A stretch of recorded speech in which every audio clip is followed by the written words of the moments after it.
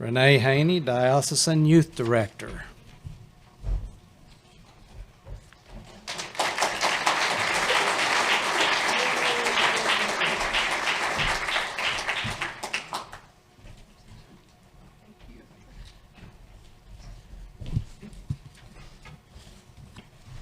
Sorry, I'm a little slow.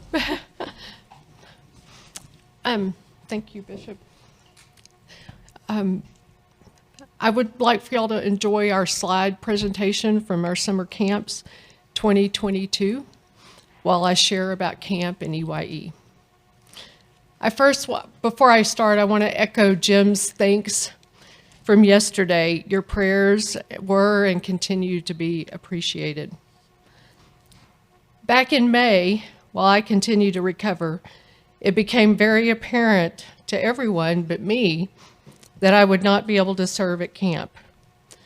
I don't know all the discussions Jim had with the bishop and Mike, but I do know plans were being made.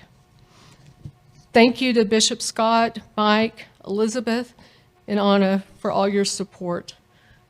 And thanks to all who stepped in and stepped up to make camp happen. I especially want to thank my family, Jim, Lisa, and Jimmy. They all went above and beyond. Church and church camp have always been important to our family.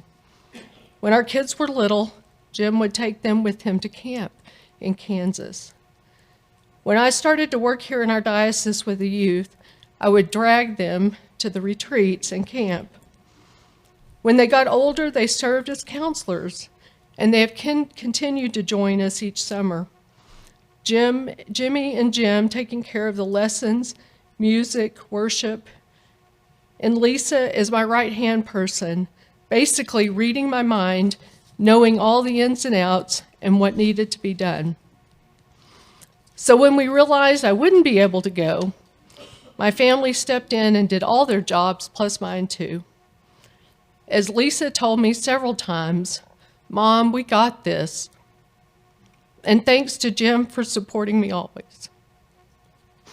And camp did happen, and the counselor, staff, clergy, and volunteers did a wonderful job to make each week special for the youth in our diocese. I want to give a huge shout out to those who are here that served this summer. The clergy, Father Jared House from St. Andrews, Father Christian Raybone from St. Mary the Virgin in Big Spring, and Father Jim Haney from St. Paul's, Lubbock. Thank you.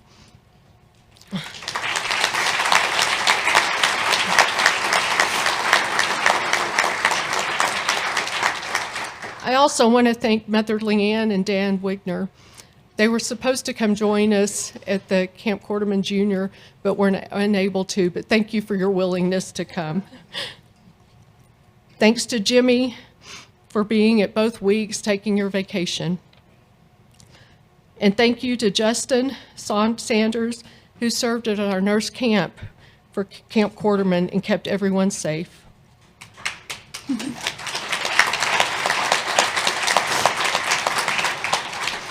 And I can't forget Erica Howes, that has always jumped in to help where needed and to support the staff. And all of these that I've mentioned didn't just serve this summer, they have been coming to camp for several years now. Thanks to all the counselors, junior counselors, and staff who served this year. The counselors were Kendra Falwell, Allie Farmer, Link Andrews, Caroline Asquith, Katie Franklin, Taggy Cowino, and Emily Hill. And our nurse at Camp Quarterman Junior, Nancy Flanders, and the volunteer Josh Falwell. Summer 2023, in addition to our 2 camps, we will be taking a group of our youth in grades 9 through 12 to the EYE, the Episcopal Youth Event. This year it will be held in Maryland. As Mike said yesterday, over 1,000 youth, leaders, and clergy will spend 4 days worshiping, learning, and serving together.